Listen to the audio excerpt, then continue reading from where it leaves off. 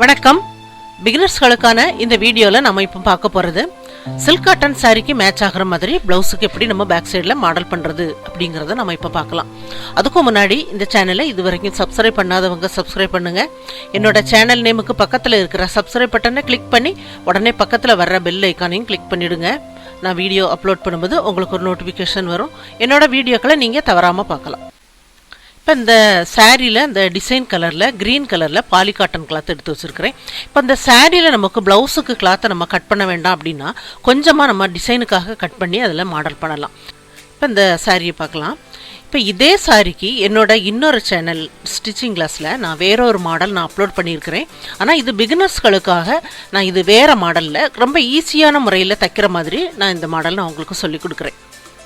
இப்போ அதில் ரெட் கலரில் நம்ம மாடல் பண்ணியிருந்தது. இதில் உங்களுக்கு நான் க்ரீனும் எல்லோவும் மிக்ஸ் ஆகி இந்த மாடலை ரொம்ப ஈஸியாக தைக்கிற மாதிரி சொல்லி கொடுக்குறேன். இப்போ இது பேக் சைடு அளவு சார்ட் பேப்பர் நான் எடுத்து வச்சுருக்கிறேன். நம்ம இதை ரெண்டாக மடிக்கலாம். ஆம் ஹோல் கட் பண்ணியிருக்கிறேன். கழுத்தோட அளவை அடையாளப்படுத்தி விட்டுருக்கிறேன். இப்போ இதில் ஷோல்டர் அளவு 5.5 இன்ச்சுக்கு மார்க் பண்ணி அதோட வெட்டுப்பாகம் 3 இன்ச் அளவுக்கு அடையாளப்படுத்தியிருக்கிறேன். நெக்கு உங்களுக்கு தேவையான அளவுக்கு பண்ணுங்கள். நான் இதில் 9 இன்ச்சுக்கு அடையாளப்படுத்தியிருக்கிறேன். இடுப்பு மடிப்பு பாகத்துக்கு நம்ம எக்ஸ்ட்ரா லைனிங் கிளாத்து ஜாயிண்ட் ஆக்கி மடித்து தைக்கிற மாதிரி அளவுக்கு எடுத்து வச்சுருக்கிறேன். எக்ஸ்ட்ரா எடுக்கணும் அப்படிங்கும்போது உங்களுக்கு ப்ளவுஸோட உயரம் எவ்வளவு இருக்கோ அதில் இருந்தும் நீங்கள் 4 இன்ச்சை நீங்கள் அதிகமாக எடுங்க. அந்த 4 இன்ச்சு நமக்கு மடித்து தைக்கும்போது அது உள்ளே போயிடும். அதே சமயம் அடிப்பக்கம் நீங்கள் மடித்து தைக்கிற அளவுலையும் 4 இன்ச்சை நீங்கள் அதிகமாக எடுத்துட்டீங்க அப்படின்னா ரெண்டும் ஜாயிண்ட் ஆகும்போது உங்களுக்கு அளவு சரியாக வரும். இப்போ இந்த நெக்கு உள்பக்கம் கொஞ்சம் இந்த மாதிரி வளைவாக அப்படியே வெளிப்பக்கம் வர்ற மாதிரி இதை நான் வரைஞ்சிருக்கிறேன். கீழே இருந்து 1.5 இன்ச்சுக்கு அடையாளப்படுத்தலாம்.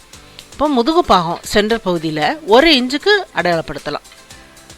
இப்போ மேலே இதுக்கு வெளிப்பக்கம் நம்ம நெக்குக்காக வரைஞ்சிருக்கோம் பாருங்கள், அதுக்கு வெளிப்பக்கம் 1 இன்ச் அளவுக்கு அந்த வளைவுக்கு ஏற்ற மாதிரி வரைஞ்சி விடலாம். இப்போ இந்த பகுதி வந்ததுக்கப்புறம் அப்படியே நிறுத்திட்டு அதை அப்படியே இந்த சைடில் கொண்டு முடிக்கணும். அப்படியே மேலே அந்த லைனை அதுக்கு வளைவுக்கு ஏற்ற மாதிரி போட்டிருக்கிறேன். இப்போ உள்ளுக்கு இருக்கிற அந்த வளைவுக்கு ஏற்ற மாதிரியே வெளிப்பக்கமும் அதை நம்ம வரைஞ்சி விட்டுருக்குறோம். இதை நம்ம தனியாக கட் பண்ணி எடுக்கலாம்.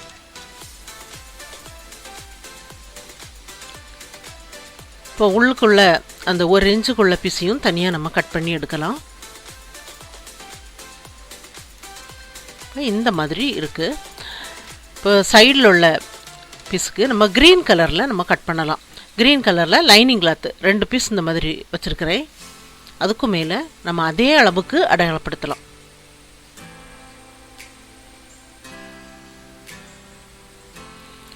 இப்போ இதுக்கு உள்பக்கம் நம்ம தையலுக்காக எவ்வளோ நம்ம தைச்சு விடுவோமோ அந்த அளவை நம்ம இதில் அடையாளப்படுத்தலாம். ஒரு 4 இன்ச்சுக்கு அதிகமாக அந்த மாதிரி அடையாளப்படுத்தி விட்டுருக்கிறேன். நம்ம எக்ஸ்ட்ரா அடையாளப்படுத்தின பகுதிக்கு சேர்ந்த மாதிரி அப்படியே நம்ம கட் பண்ணி எடுத்துடலாம்.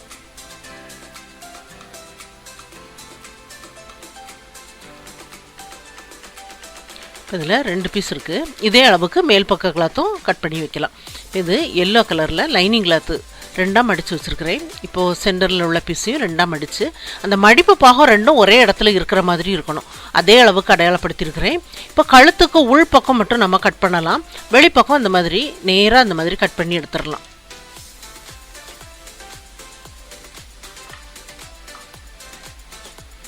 இப்போ இதே அளவுக்கு மேல் பக்க கிளாத்தையும் நம்ம கட் பண்ணி வைக்கலாம். இப்போ தைக்கிறத பார்க்கலாம். இது மேல் பக்க கிளாத்தில் நம்ம இப்போ இதில் பைப்பிங் பண்ணுறோம். இப்போ கிராஸ் பீஸ் க்ரீன் கலரில் கிராஸ் பீஸ் கட் பண்ணி வச்சுருக்கிறேன். இந்த கழுத்தோட நீளத்துக்கு தகுந்த மாதிரி நீளத்துக்கு கட் பண்ணி வைங்க. இதை 1 சைடாக நம்ம மடித்து தைக்கலாம். இப்போ இந்த கிளாத்துக்கு மேலே வச்சு ஜாயிண்ட் ஆக்கலாம். இப்போ இதில் மேல் பக்க கிளாத்து மட்டும்தான் நான் வச்சுருக்கிறேன். கிராஸ் பீஸை எப்போதுமே இழுத்து பிடிக்காம ஸ்மூத்தாக விட்டு ஜாயிண்ட் ஆக்குங்க.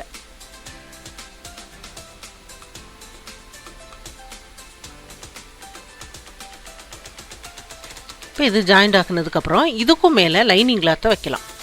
இப்போ லைனிங் கிளாத்தையும் அதே பகுதியில் வச்சு நம்ம ஏற்கனவே தச்சு விட்டுருக்கிற பகுதியில் இன்னொரு தையல் நம்ம தச்சு விட்டுறலாம்.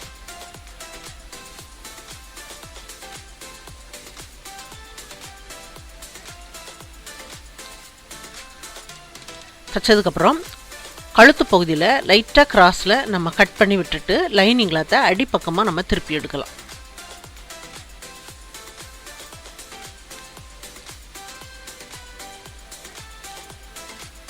நல்லா அடிப்பக்கமாக திருப்பி விட்டுட்டு அந்த க்ரீன் கலர் கிளாத்தை பிடிச்சி நீங்கள் நல்லா இழுத்து விட்டுட்டீங்க அப்படின்னா சரியாக வந்துடும்.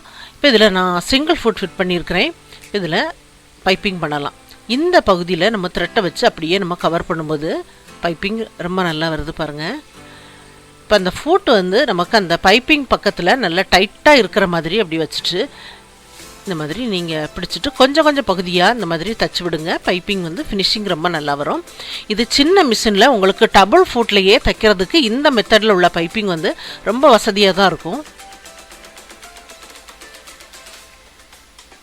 டபுள் ஃபுட்டில் தைக்கும்போது ஒரு ஃபுட் வந்து உங்களுக்கு அந்த பைப்பிங்க்கு மேலே இருக்கிற மாதிரி இருக்கும்.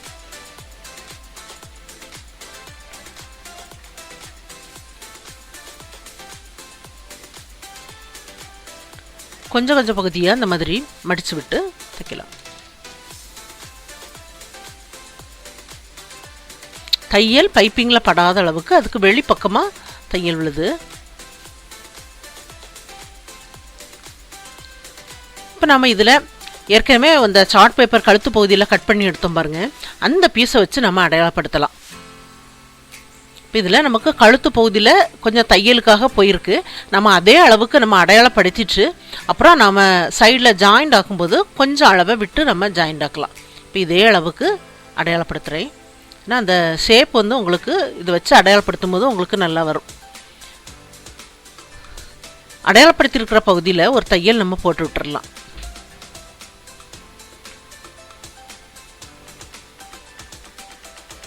இப்போ தைச்சதுக்கப்புறம் இப்போ இதில் டிசைன் பண்ணுறதுக்கு கிராஸ் பீஸ் நம்ம கட் பண்ணணும். ஒரு ஸ்கேலை வச்சு இந்த மாதிரி அடையாளப்படுத்திட்டு நீங்கள் கட் பண்ணிட்டீங்க அப்படின்னா எல்லா பீஸும் உங்களுக்கு ஒரே அளவுக்கு வரும்.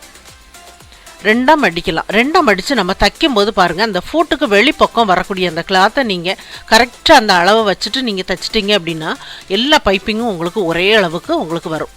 இந்த மாதிரி தைச்சி முடித்ததுக்கப்புறம் கொஞ்சம் இந்த பகுதியில் வச்சுட்டு அப்படியே நீங்கள் உள்பக்கமாக விடுங்க.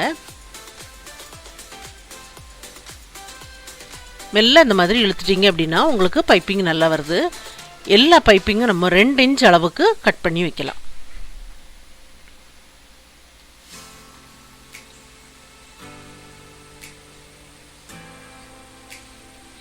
எல்லா பீஸுமே நான் கட் பண்ணி முடிச்சாச்சு. இது அப்படியே நம்ம 2ஆக மடிக்கலாம். இப்படி ஒன்றுக்கு மேல் ஒன்று இருக்கிற மாதிரி இப்படி மடிச்சிருங்க. மடித்து ஒவ்வொரு பீஸாக ஜாயிண்ட் ஆக்கிடலாம். இந்த மாதிரி ஒன்றுக்கு மேல் ஒன்று வர்ற மாதிரி மடிச்சிருங்க. எல்லா பீஸுமே நான் தச்சு முடிச்சாச்சு. இப்போ நம்ம ஏற்கனவே இந்த லைன் போட்டிருக்கோம் பாருங்கள், அந்த லைனில் நம்ம அந்த சின்ன பீஸை தைச்சிருக்கோம் பாருங்கள், அந்த தையல் பகுதி வர்ற மாதிரி கரெக்டாக அந்த பகுதியில் வச்சுட்டு நம்ம ஜாயிண்ட் ஆக்கிடலாம். சின்ன பீஸில் உள்ள தையலும் அடியில் உள்ள அந்த தையல் லைனும் ஒரே இடத்துல இருக்கிற மாதிரி வச்சிட்டிங்க அப்படின்னா உங்களுக்கு எல்லா இடமும் ஒரே மாதிரி வரும்.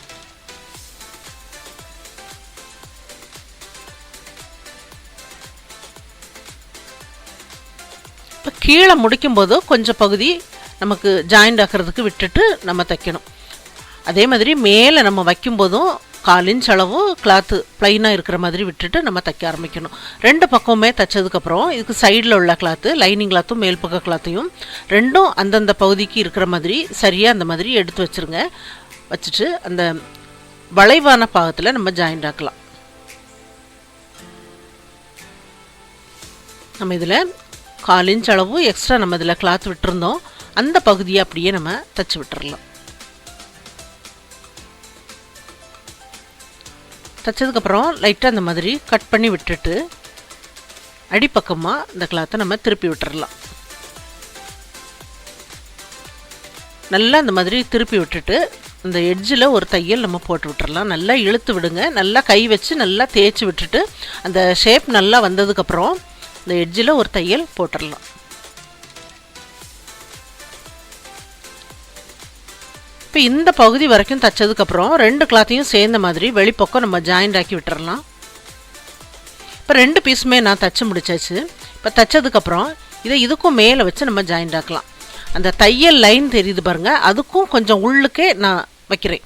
அந்த மாதிரி வைக்கும்போது நமக்கு அந்த அளவு வந்து அந்த ஷோல்டர் அளவும் சரியாக வரும்.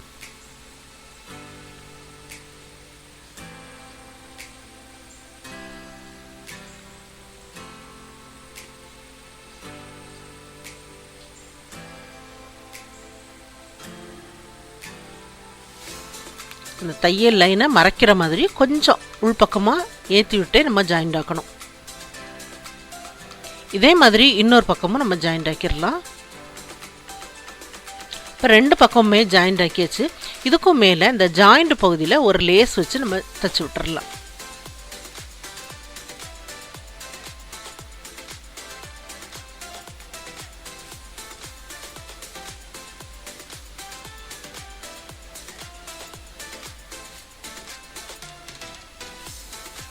லேஸில் எப்போவுமே 2 பக்கம் தச்சு விடணும்.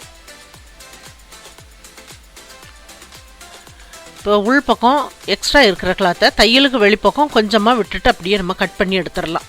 கட் பண்ணி விட்டுட்டு அடிப்பக்கம் எக்ஸ்ட்ரா லைனிங் கிளாத்து ஜாயிண்ட் ஆக்கி மடித்து தைச்சு டாட் 2ம் பிடிச்சி விட்டுருக்கிறேன். சென்டர் பகுதியில் தைக்காமல் விட்டுருக்கிறேன். ஏன்னா அது க்ரீன் கலர் த்ரெட் வச்சு தைச்சிருக்கும் போது சென்டர் பகுதியில் நமக்கு ஒரு லைனாக தெரியும். கைத்தையல் போட்டு முடிச்சிருங்க. இந்த கார்னரில் எல்லாமே நீங்கள் கைத்தையல் போட்டு பீட்ஸ் வேணாலும் வச்சு விடலாம். சின்ன சைஸாக வச்சு விடும்போது இன்னும் உங்களுக்கு நல்லாயிருக்கும். இது ரொம்ப சிம்பிளாகவும் இருக்குது பாருங்கள். ரொம்ப ஈஸியான முறையில் பிகினர்ஸ் தைக்கிற மாதிரி இந்த மாடல் நான் உங்களுக்கு சொல்லி கொடுத்துருக்குறேன். இந்த மாடலும் இது க்ரீன் கலரும் எல்லோவும் உங்களுக்கும் சேர்ந்துருக்குது. அந்த சாரீக்கு ரொம்ப மேட்ச் ஆகிற மாதிரி இருக்குது. இப்போ இது பிகினர்ஸ் எல்லாருக்கும் நல்லா புரிஞ்சிருக்கும்னு நினைக்கிறேன். ட்ரை பண்ணி பாருங்கள். இந்த வீடியோ பார்த்ததுக்கு நன்றி. மேலும் வீடியோஸ் பார்க்க இந்த சேனலை மறக்காமல் சப்ஸ்கிரைப் பண்ணுங்கள்.